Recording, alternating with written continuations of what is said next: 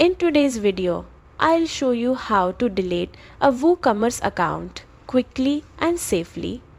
Whether you're cleaning up inactive users or managing old customer data, this simple process will help you keep your store organized. Start by logging into your WordPress dashboard.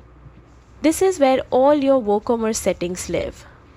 On the left-hand menu, find Users and click All Users. This will open a list of everyone registered on your site, including your WooCommerce customers. Now, locate the account you want to remove. You can scroll through the list or use the search bar at the top to find the user by their name or email. Once you've found the right person, hover over their username.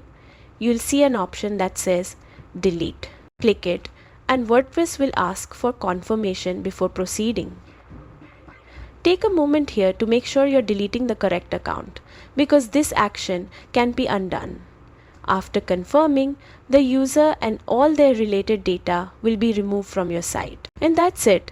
The WooCommerce account is now deleted. It's a quick task, but always double check before deleting any user, since their order history and account details will be gone permanently.